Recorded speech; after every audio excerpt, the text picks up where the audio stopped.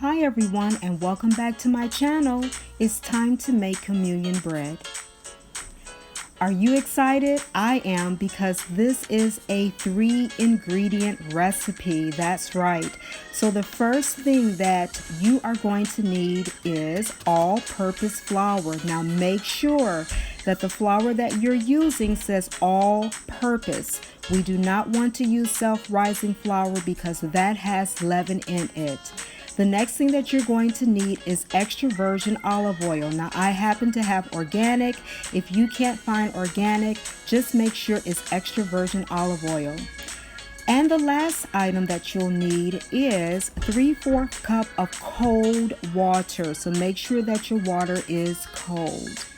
Now, after everything has been nicely baked and set to the side to be cooled, we're going to store our crackers/communion bread into an air-sealed container. You can use either a Ziploc bag, or you can use this container. Just push down on the middle. It's airtight. You'll be ready to go. One thing about the Ziploc bag is that you can write on it and also put the date. So let's get started. Preheat your oven to 450 degrees because this is going to bake for 6 to 7 minutes in the oven. So go on and preheat your oven to 450 degrees. Press start. And make sure that you have a baking sheet, a cookie sheet. This particular kind that I use is for pizza, but any baking sheet will do. And I'm using parchment paper just to help with the cleanup. All right, so let's get started. You'll need a bowl. Small size is fine. I'm using gloves because, whenever I make dough, I like to put on my gloves, just for that sticky purpose feeling that I don't want all over my hands. But hey, if you want to get your hands sticky, that's fine. We're going to start with our dry ingredients, which is the flour first. So go on and pour your 2 cups of flour into your bowl. 2 cups of flour. Next, you'll need to add your oil. Now, you can use a regular tablespoon, or if you have used some little measuring spoons, go right ahead, okay? You're going to use you can start with a half a tablespoon of olive oil. If you want your crackers or communion bread to be a little bit more crispy, less oil is fine. We kind of like ours on the soft side, so I'm going to use 2 tablespoons of olive oil. Again, if you want yours to be on the crispier side, you can use that half a tablespoon of olive oil to 1 tablespoon of olive oil. All right, so after you get that olive oil in there with the flour, go on and just stir it all together. Now I'm using a rubber spatula. Again, I like easy cleanup. If you need to use just a regular mixing spoon, that's fine as well.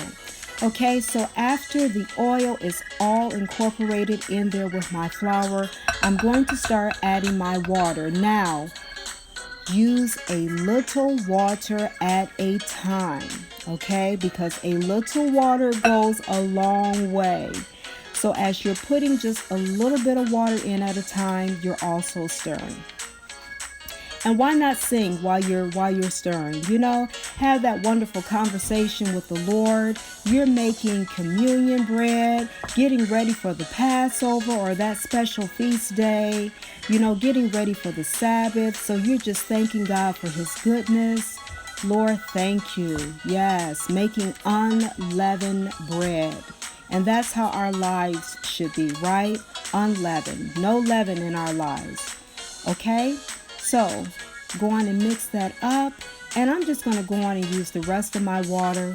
If your consistency after you stir it up looks a little on the pasty side, that's why I have just a little small container of flour to the side of me. Okay? So let's just mix this all together. I hope you're cooking with me. With these 3 ingredients, we can just kind of cook right along together. So I'm just going to make sure that's all stirred. And I'm going to add maybe a little flour later. It depends, okay? I've got my water, just a little bit of water if I need it, but I'm telling you 3/4 is enough water for this. If you were making a little bit more, then I'd tell you to add, going to add a little bit more, but this is just 2 cups of flour right here. Okay, so with that little bit of flour that I have to the side, I'm going to add that to my board. You notice also that I have a towel underneath, okay, my board, and that's to keep my board from sliding everywhere. Has that ever happened to you? So, as you're rolling out your dough, sometimes, your board wants to just slide everywhere, but if you put a towel under it, it will keep your board right in place.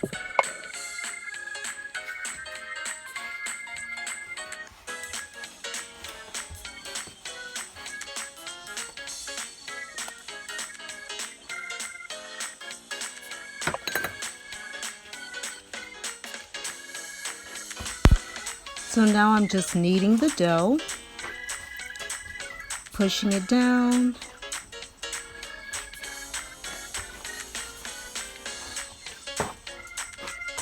pressing it in, the typical kneading practice technique that only gets better over time. Now let's just go on and remove these gloves. Okay, a little dough on my hand won't hurt. Okay, so I'm just kneading. Take those knuckles. Come on, take those knuckles and just press it in. Add a little bit more flour. That's to keep it just from sticking to your board. Just a little won't hurt. It won't mess with your mixture. Won't interfere with it. And I'm just tucking and kneading and tucking and kneading and tucking and kneading. All right, until I get it into a nice round ball. I'm just incorporating all of my ingredients, the oil, the water, the flour. Again, there is no leaven, okay? So an example of that leaven would be if I were to add a package of yeast to it, which I am not for this. Okay, looks good. So I'm just going to now let that sit just for a minute. So with a sharp knife, I'm going to cut my dough in half. Okay. Sit that to the side a little bit.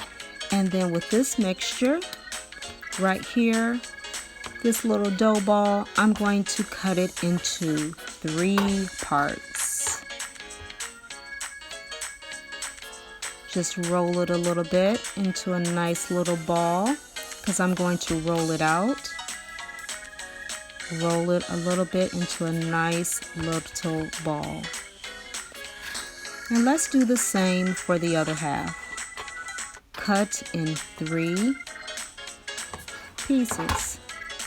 Roll it, let it sit. Roll it, let it sit. Finally, roll it and let it sit.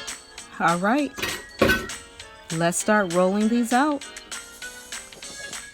So one at a time, I'm just going to add a little bit more. See why that flour on the side is so important? That just helps with the sticking. That's just a normal practice you do, especially like when you're making pie crust or breads. Okay, that just helps with the sticking. You can also add a little bit to your rolling pin or just directly to your surface that you're working on. So now just roll. Press and roll, press and roll. Okay, so you want to get it to the point where it is thin, okay? If you want it a little bit more thick, you could, but the whole purpose of this, again, if it's for communion, is to have that thin consistency, that thin, okay? All right, here's another ball. Now I want to show you something. If you don't have a rolling pin, it's okay. Use your hands. God gave you these hands to use, so let's use these hands. You're just going to, again, add a little bit of flour, and this time take your hand, palm of your hand. Okay, if it's a little sticky, add just a little flour. You're going to press and stretch. Okay, don't stretch too much. You don't want it to pull apart. You're just going to press and stretch. Press and stretch. So the balls are small enough for you to do that. Press and stretch. And there you go. If you don't have a rolling pin, this is a technique that you can also use.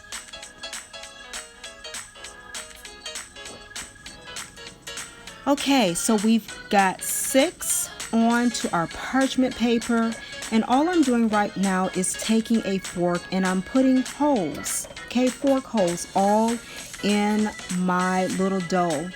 Now the reason why I'm doing this is because when it goes in the oven, if I don't do it, I'm going to get these little puckering holes, and you don't want that. So just do this to all of your little flat pieces, and then it's time for it to go into the oven.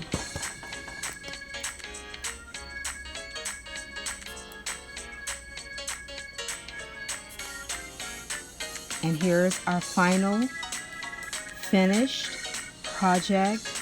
Doesn't it look wonderful? Fresh, not boxed, communion bread, unleavened, ready for Passover, ready for communion, made in your kitchen, put in your oven, ready for you and your family.